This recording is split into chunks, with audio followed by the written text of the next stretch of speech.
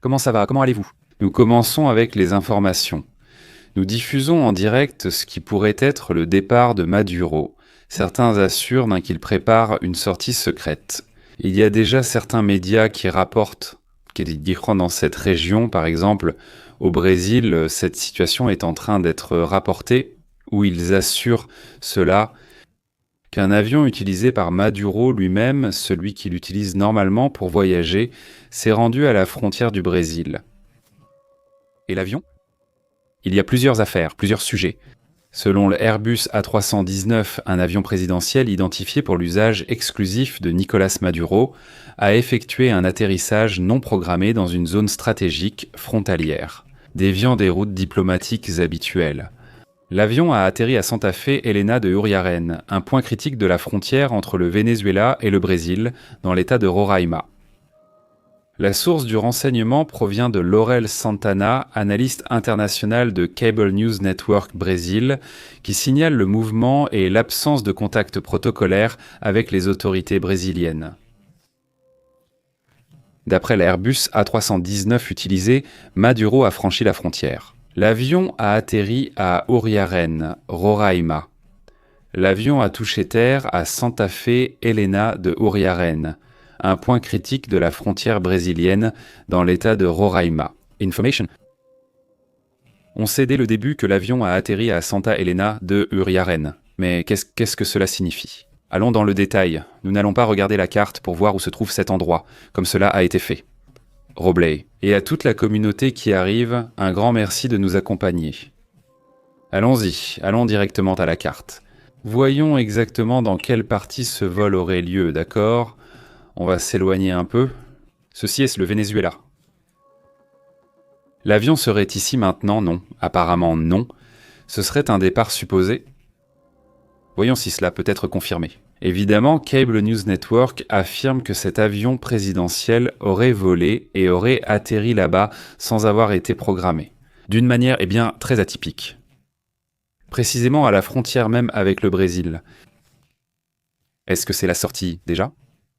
Comme je l'ai dit, l'analyste international de Cable News Network Brésil signale le mouvement et l'absence de contact protocolaire. Ce que nous sommes en train de voir pourrait aussi être une manœuvre de diversion. Faites attention à cela, hein. Cela ne veut pas dire que la situation se passe ainsi. Il se pourrait qu'on veuille faire croire que Nicolás Maduro est là et qu'il se passe tellement de choses qu'il était difficile de savoir exactement ce qui se passe, non? Apparemment, ce serait une sortie secrète de Maduro.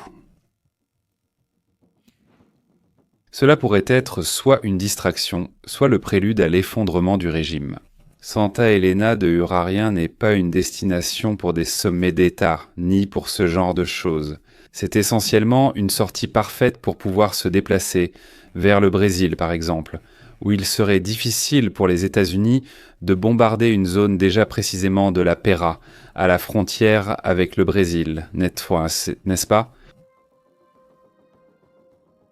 Les règles de cette possible ou éventuelle sortie montrent donc que cela a été laissé jusqu'au dernier moment, au point où l'espace aérien avait été fermé, laissant pratiquement Nicolás Maduro sans issue. Apparemment, n'est-ce pas? Si la fuite ou l'exil est confirmé, cela crée un vide de pouvoir inédit dans la région depuis des décennies. Cela affecterait aussitôt les marchés de l'énergie, le pétrole et les flux migratoires. Qui sait quelle sera la réaction? Évidemment, nous devons rester vigilants et surveiller si cet avion n'est pas simplement un leurre. Ou bien s'agit-il vraiment d'un mouvement de sortie de la part de Nicolás Maduro, n'est-ce pas? D'après ce qui a été rapporté, certains en parlent déjà, n'est-ce pas? On parle aussi, par exemple, ces médias disent que les bombardements sont sur le point de commencer. Oui, des analystes des États-Unis assurent qu'ils examinent déjà quels points vont être bombardés. La carte a déjà été présentée lors d'une émission précédente, n'est-ce pas? Cette situation a également été commentée sur certains comptes, comme Orlando Avendaño, qui dit exactement cela, n'est-ce pas? Et il y a aussi le compte de Laurian Sandana, analyste de Cable News Network Brésil, n'est-ce pas? qui parle précisément de cette Airbus A319, n'est-ce pas? Il y a aussi une autre information qui est montrée, une autre donnée, également concernant un autre avion, un Falcon 900, selon ce qui est rapporté. D'autres sources existent, voyez comme cela apparaît partout. Des sources en Caracas disent donc que Nicolás Maduro prévoit de quitter le Venezuela en avion privé. Un Falcon 900 immatriculé à Saint-Marin à destination d'Istanbul. De là, le plan est de prendre un vol rapide vers l'Iran. Il passerait par la Turquie, puis de la Turquie, il irait en Iran, où l'Iran lui aurait offert l'asile et une protection permanente. C'est une autre hypothèse supposée. Donc il y a déjà deux versions, deux hypothèses, deux versions qui sont apparues dans des sources de renseignements et aussi dans certains médias, qui montrent donc cette possible sortie. Partira-t-il dans un Falcon 900 ou va-t-il partir dans cette Air Force? Qu'est-ce qui va se passer? Évidemment, l'alerte est signalée par les services de renseignement. Qu'est-ce qu'ils disent? Caracas signale le départ imminent de Maduro du territoire vénézuélien sous un protocole de discrétion maximale.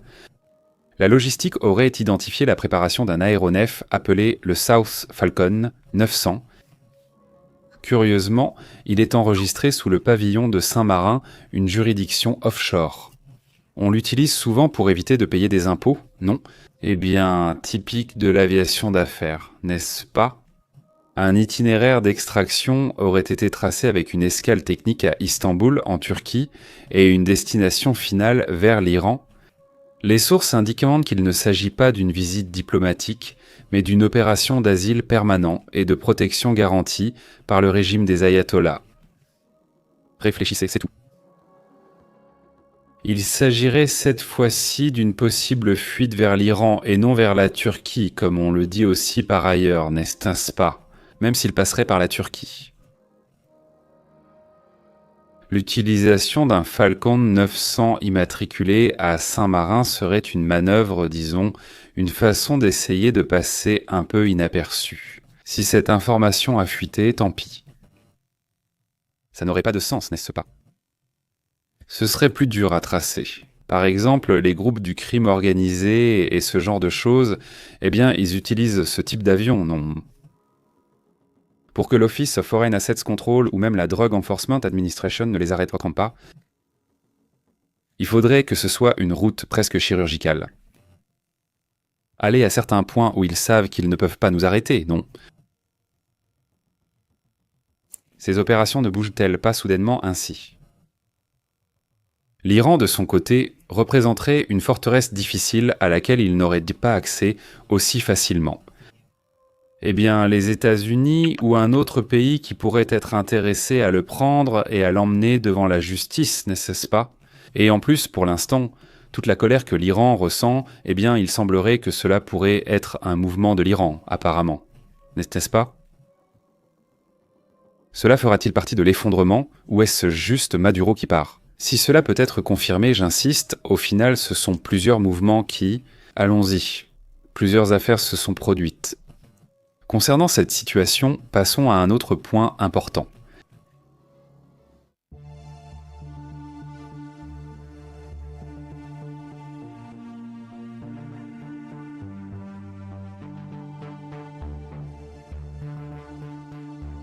Pendant que nous analysons le départ de Maduro, le départ possible de Maduro, il y a un communiqué qui est publié en ce moment même de la part de ce qui serait le gouvernement vénézuélien, tandis qu'apparemment cette sortie de Nicolás Maduro est en train de se produire.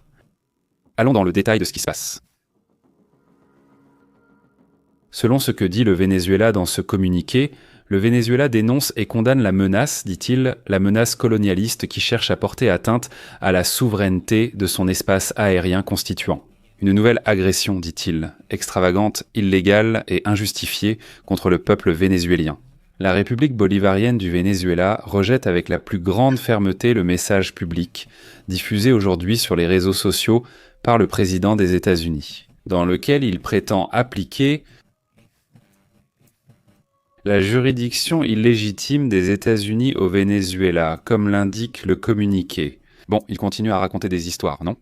Mais le point ici, c'est que cet avertissement est donné, il semble que ce soit l'avertissement définitif indiquant qu'une opération de la part des États-Unis va avoir lieu. Et face à cela, et face à la possibilité que cette fermeture de l'espace aérien empêche tout avion de quitter le Venezuela, la nervosité a atteint son comble. Et donc cette situation se produit. Il y a la possible sortie de Maduro lui-même, n'est-ce pas? C'est évidemment un sujet, non? Dans ce qu'on sait, n'est-ce pas? Des avions AB-8B Harvard II du corps des Marines des États-Unis ont été capturés. Ils sont actuellement déployés dans l'ancienne base navale de Roosevelt Road, à Porto Rico. Ces avions ont déjà été observés par Reuters, qui affirme que cela constitue déjà une préparation à une attaque. Les États-Unis poursuivent des opérations aériennes presque constantes autour du Venezuela, avec des mouvements en cours. Avec le F-35B Lightning, 2 des missions avec l'AB-8B Harvard II et des sorties en FA-18 Super Hornet lancées depuis l'United States Ship Gerald Ford. Donc entre ce qui sort de l'ancienne base navale Roosevelt Road à Ceiba, Porto Rico, et ce qui se passe depuis là-bas. Sur les porte-avions, eh bien évidemment, il y a déjà aussi des mouvements importants. En matière d'aviation. En ce moment, aussi, ce n'est pas que tout se passe.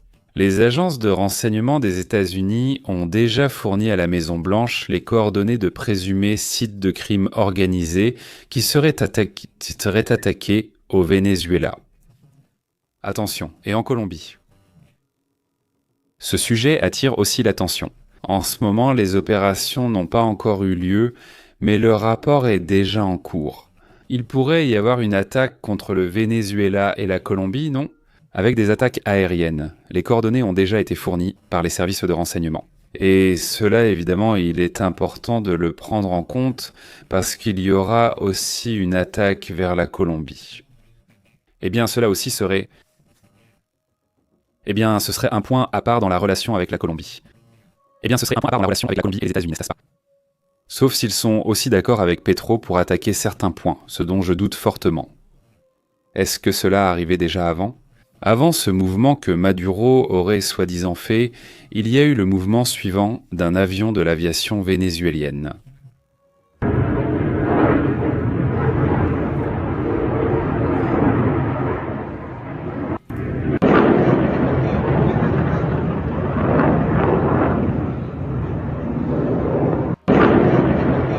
Il s'agirait d'avions vénézuéliens qui ont survolé Valence au Venezuela d'après ce qui a été rapporté sur les réseaux sociaux principalement. Ils n'ont pas commenté ces vols. Ici, un autre déploiement. Ici, nous voyons un autre des déploiements d'un avion à la maison. Ceci est un avion de chasse F-16 de l'armée de l'air à Maracay, Valence, en coordonnant donc un déploiement de mouvement des Vénézuéliens en ce moment. Peut-être à cause de la nervosité que provoque le fait que le ciel est déjà fermé. En théorie. Évidemment, cela n'est pas accepté par le Venezuela. Le Venezuela maintient son espace aérien, entre guillemets, ouvert, non, selon sa version. Mais, eh bien, cela s'escalade à une telle vitesse que, eh bien, on ne sait pas jusqu'où cela va aller. Aujourd'hui, nous voyons précisément le déploiement de ce type de système de radar des États-Unis. Déjà depuis hier, Hoybro en parlait, ce matin il me semble que c'était le chancelier, l'un des chanceliers là-bas, des diplomates là-bas à Cuba.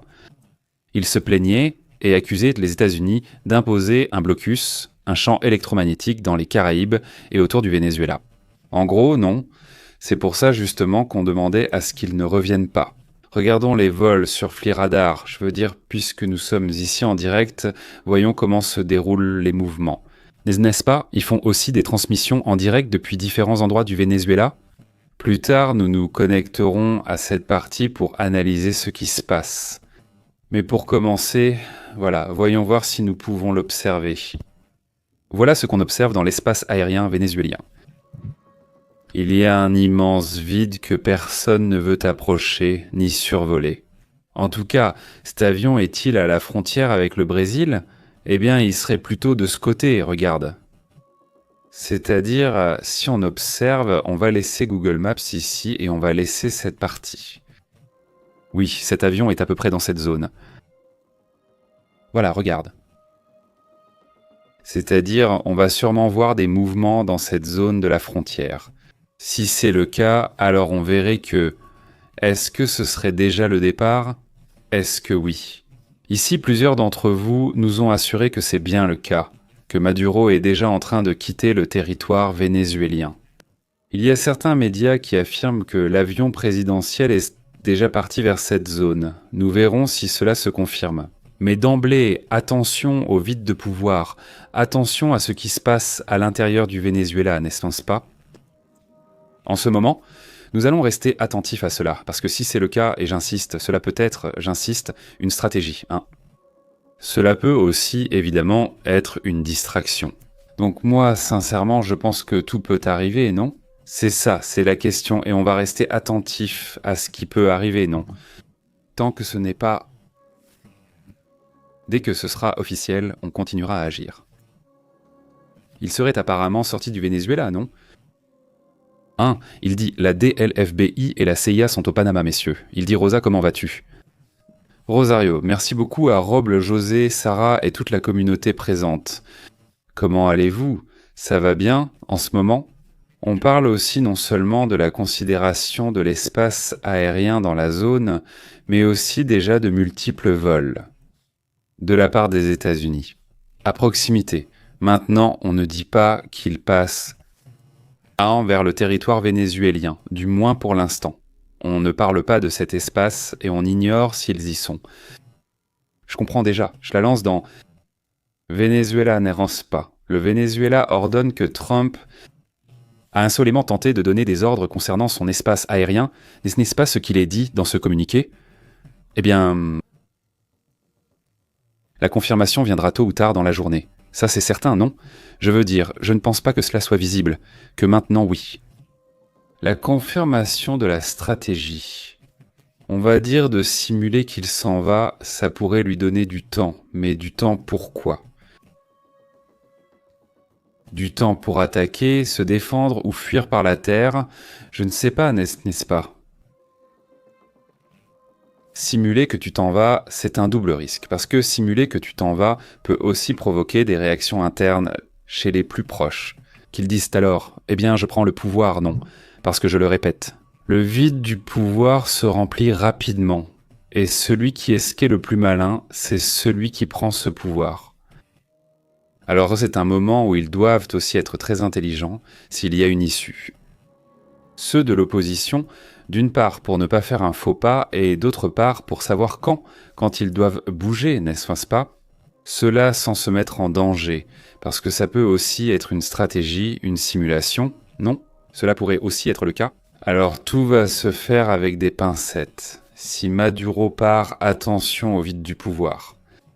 Parce que ça, j'insiste, c'est comme ça, n'est-ce pas? N'importe quel pays qui se retrouve sans président ou sans dirigeant ou quoi que ce soit, sans son leader, entre guillemets, non. Mais sans leader, finalement, que va-t-il arriver aux militaires? Que va-t-il arriver à ces groupes armés qui se sont multipliés pendant tout le régime de Maduro? Évidemment, tout cela peut provoquer des mouvements étranges, non? Des mouvements qui peuvent même être dangereux, non? Dans un de ces cas, on pourrait même voir une tentative, eh bien, avec un vide de pouvoir.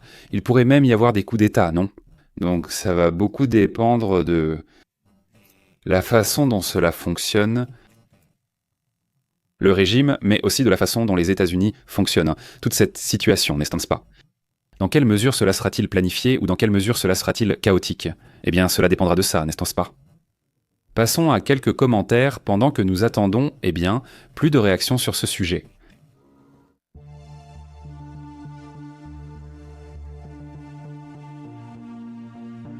Comment ça va? Comment allez-vous? Luis Rosario, très bien. Claudio, qui d'autre est là?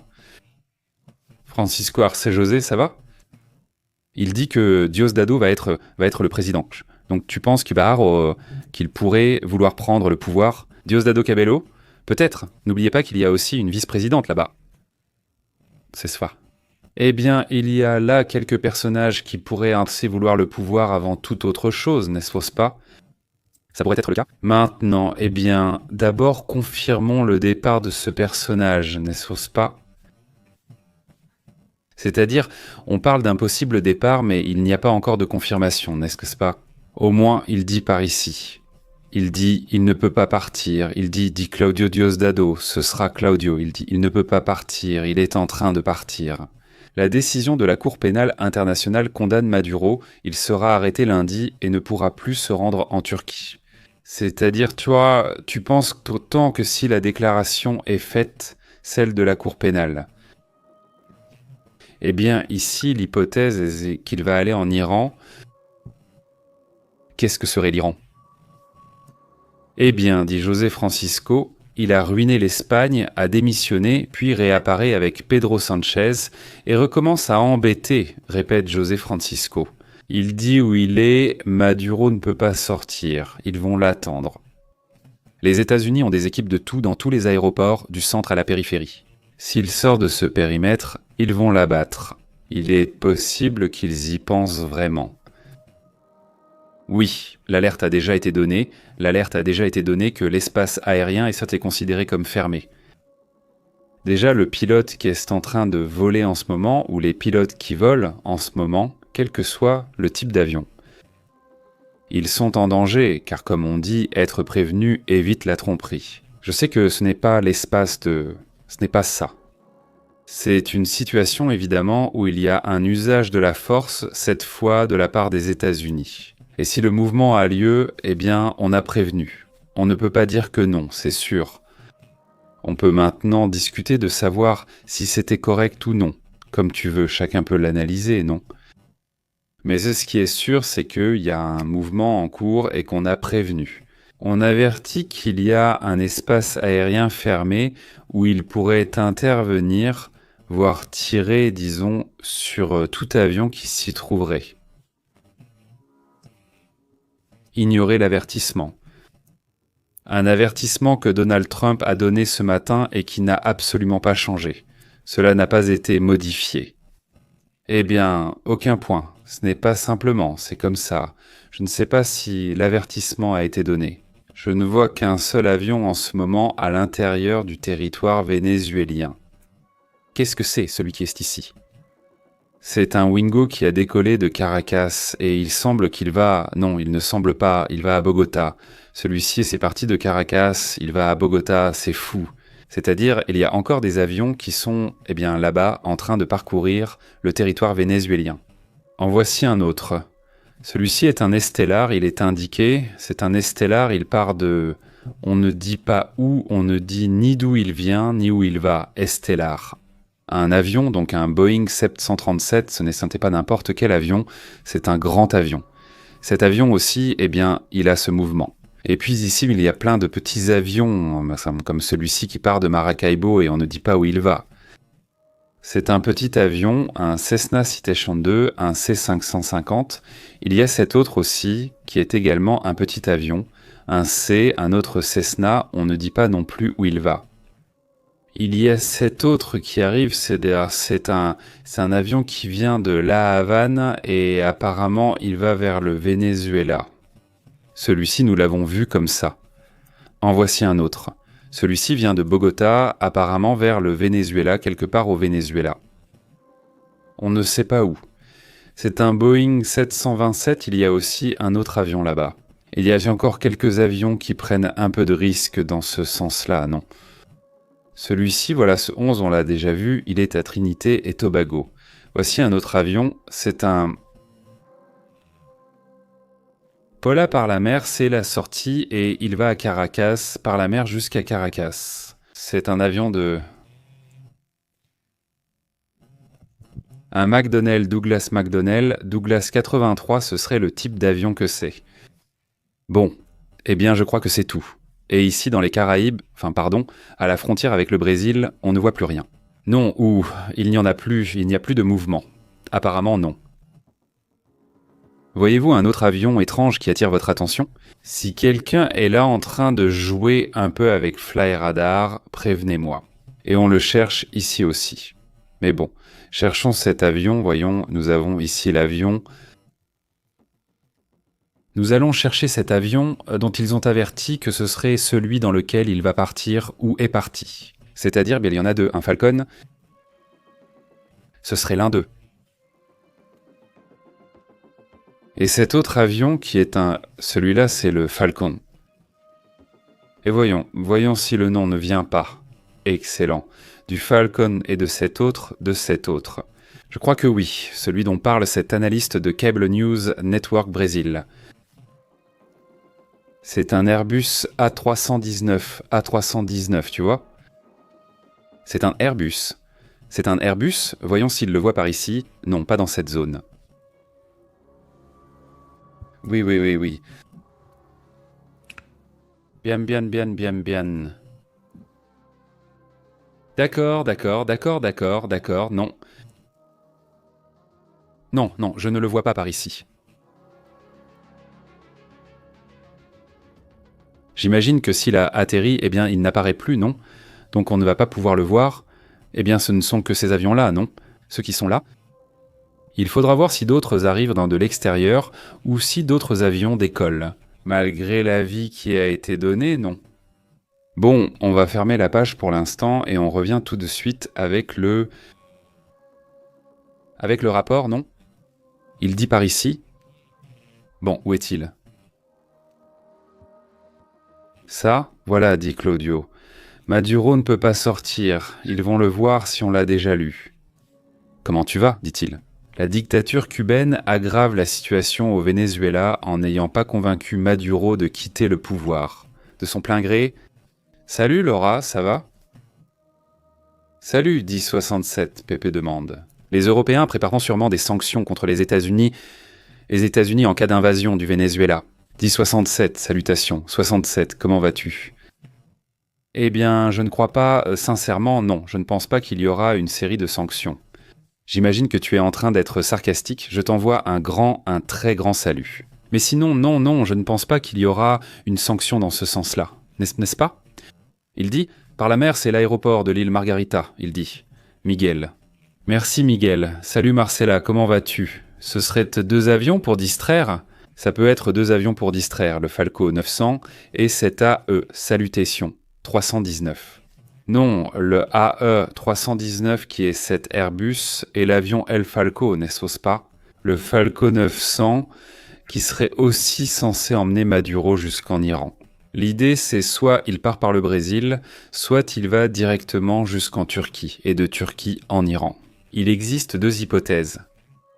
Oui, s'ils ont raison, alors ce sera comme ça. Et sinon, eh bien, c'est une diversion, non? Pour gagner du temps, je suppose, en ce moment, non? Il dit « Oui, d'accord, Pépé, très courageux avec la Russie, répond « Oui, ok, je sors. » Bon, maintenant ces blocs sont vraiment donnés, non? Ces blocs, la Tita est là tout de suite. Celui qui bouge en ce qui concerne les sanctions possibles, c'est la Chine, n'est-ce pas? Le bloc Chine, le bloc Brésil, Russie, Inde, Chine, Afrique du Sud. Au final, eh bien, apparemment, il va y avoir des réactions. Ce n'est pas à cause des événements actuels, car il n'a pas réagi, mais il réagit maintenant. Au sujet, eh bien, en ce qui concerne le blocus économique contre le Venezuela, ou bien, aujourd'hui, il y a un rapport de la Chine à ce sujet. Nous en avons déjà parlé il y a un moment à ce sujet, n'est-ce pas? C'est ce que dit Miguel. Il y a beaucoup d'avions privés de propriétaires particuliers qui volent. Ça me semble être des déplacements sans beaucoup de contrôle, dit Miguel. Oui, beaucoup de petits avions privés. Exactement. Il y en a quelques-uns qui sont de gros avions, mais presque tous les autres sont des avions relativement petits, non. Pour moi, Maduro reste au Venezuela, dit-il. Royal Chochal, merci d'être membre de la chaîne. Au fait, et si c'est possible, ça peut être comme ça, n'est-ce pas? Valdo dit « La double morale des Européens », dit Valdo. Salutations Valdo, comment allez-vous? Très bien maintenant. Face au régime de Maduro, il faudra observer non seulement tout ce qu'il a généré à l'intérieur du Venezuela, mais aussi... Il faudra également observer la sortie, la manière de faire partir ce personnage, un personnage qui donc...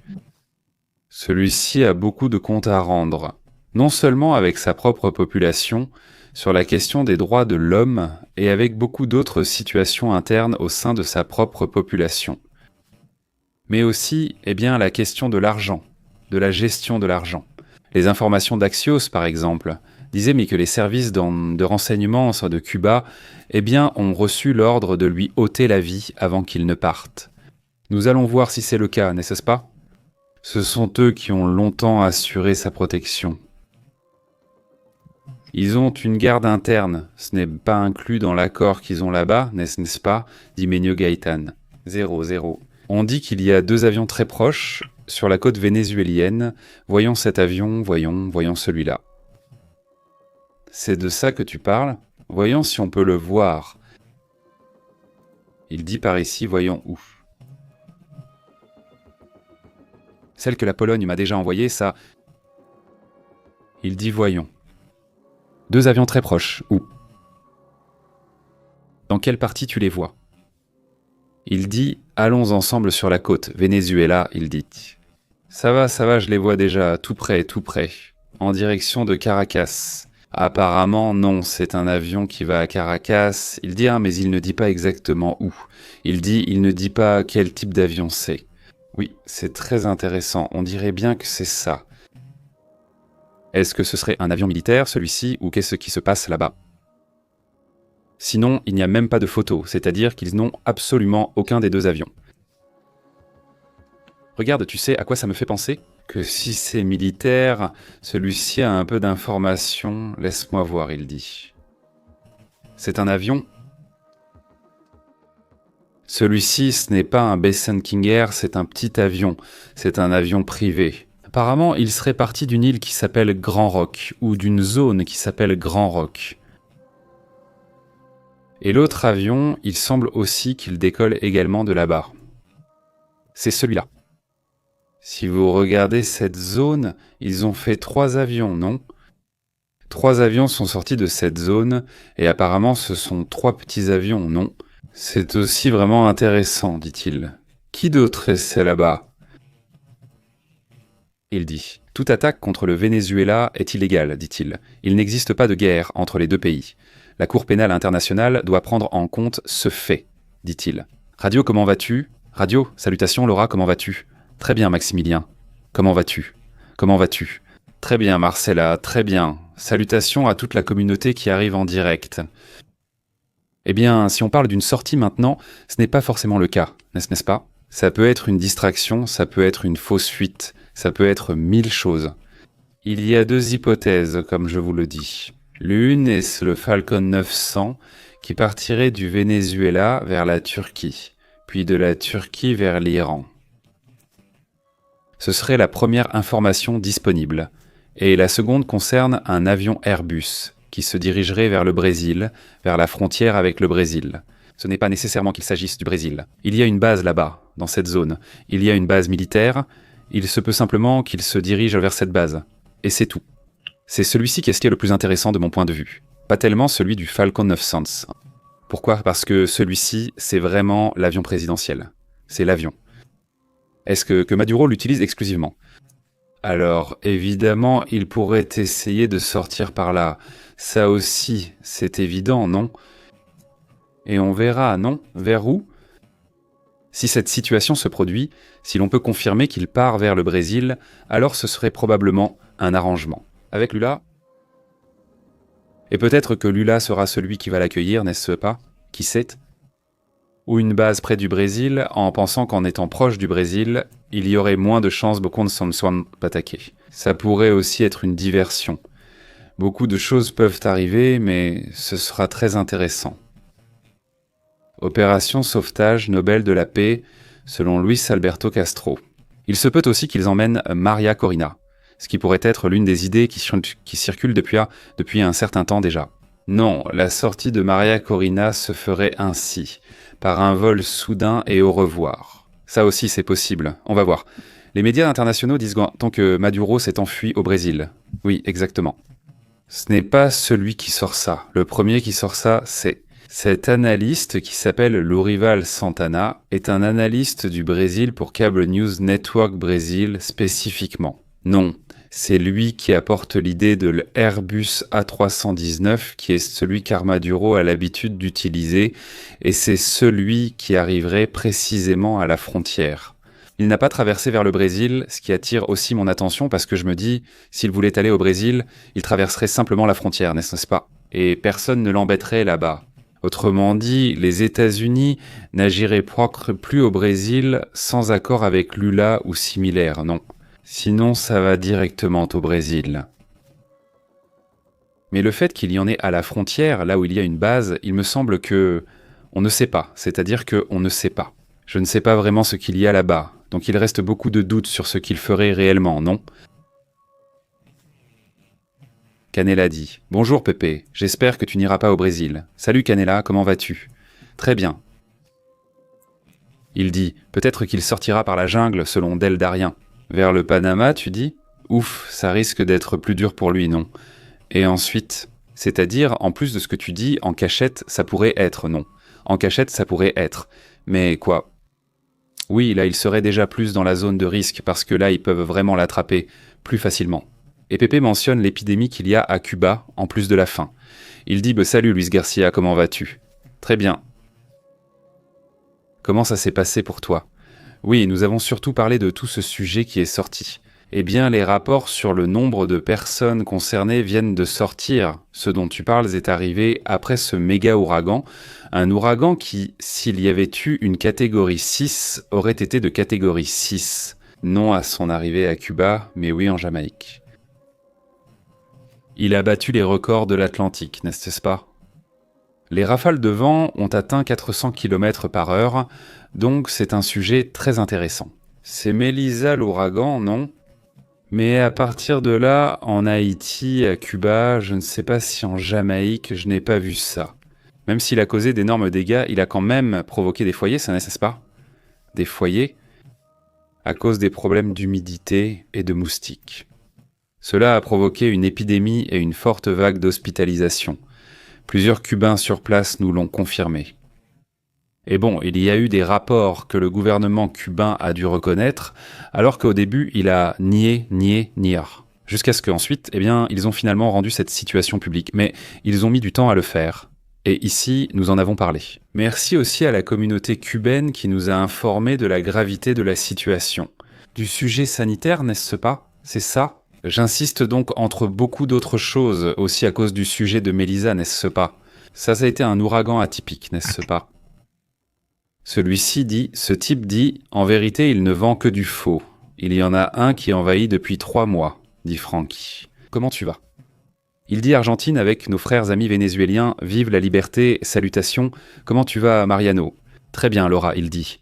Ce qui est vraiment étrange, c'est que ce ne soit sorti nulle part. On va voir ce qu'il faut attendre, dit-elle. Eh bien oui, parce qu'il n'y a pas de rapport officiel jusqu'à présent, seulement des fuites. Là, l'une d'elles c'est celle-ci, de Urban Santana. Mais nous avons aussi attendu pour voir s'il y aurait une autre publication de leur part. Il y a aussi une publication dans laquelle ils assurent que ce n'est pas par là, mais qu'ils en sont certains. C'était un Falco 900 immatriculé à Saint-Marin qui a voyagé depuis le Venezuela à destination d'Istanbul, en Turquie, puis vers l'Iran. Rappelons qu'il y a une semaine, selon le New York Times, Nicolas Maduro et Donald Trump ont eu un appel téléphonique. Cet échange n'était reconnu ni par Maduro ni par Trump. Seul le New York Times en parle, non? Des rumeurs circulaient à Washington sur un appel, mais rien n'était confirmé. Ensuite, le New York Times sort en disant « Oui, il y a eu l'appel, oui, c'est arrivé. » Mais on n'en sait pas plus, exactement. Et ils ont parlé, et le fait qu'aucun des deux ne le reconnaisse rend la chose plus compliquée. S'ils ont parlé, qu'ont-ils dit, n'est-ce pas? Parce qu'il faut se rappeler qu'il y a déjà eu une négociation avant cela, il y a quelques semaines. Maduro l'a proposé aux États-Unis. Eh bien, un échange essentiellement, non? Les laisser opérer sur certains sujets commerciaux et en gros, quitter le pouvoir, non? Il me semble que c'était dans 3 ans, en 2028, la sortie. C'était la proposition, disons, pour négocier. Avant cela, il faut se rappeler une autre négociation qui a eu lieu entre Biden et Maduro, où ils ont dit qu'ils allaient respecter les élections, ce qui n'était pas arrivé. Non, pas du tout. Les élections n'ont pas été respectées, c'était un vol absolu. À tel point qu'ils n'ont même pas présenté de bulletin ni rien, ils n'ont absolument rien présenté. Donc l'accord n'a pas été respecté et auparavant il y a eu toute une série d'accords qui n'ont pas non plus été respectés. Donc ils l'ont repoussé encore et maintenant ils voulaient la repousser encore de plusieurs années. Jusqu'en 2028 ils évoquaient ce départ. C'est évidemment un sujet, n'est-ce pas? Et pendant ce temps, en 2028, eh bien, la proximité de la Russie, la proximité de la Chine, cela s'est fait de plus en plus marqué. C'est ça. C'est pour ça aussi que les affaires étrangères de la Chine se sont exprimées aujourd'hui. Eh bien, contrariées, n'est-ce pas, dans cette attitude de « Si c'est notre affaire, que se passe-t-il » La Chine a déjà discuté avec l'opposition vénézuélienne. J'imagine que c'est déjà pour voir leurs intérêts, comment ils vont finir par s'arranger, non?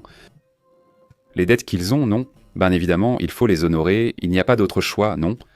Soit l'un les paie, soit c'est l'un, soit l'autre. Mais ça aussi, il faut en tenir compte.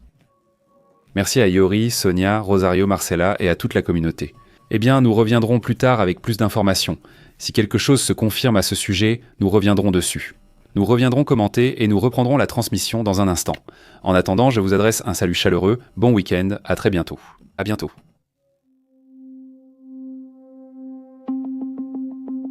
Merci d'avoir regardé le journal PP en direct. Où les événements de la planète Terre et les secrets de l'espace extra-atmosphérique, merci, sont analysés comme nulle part ailleurs. Merci de vous être abonné.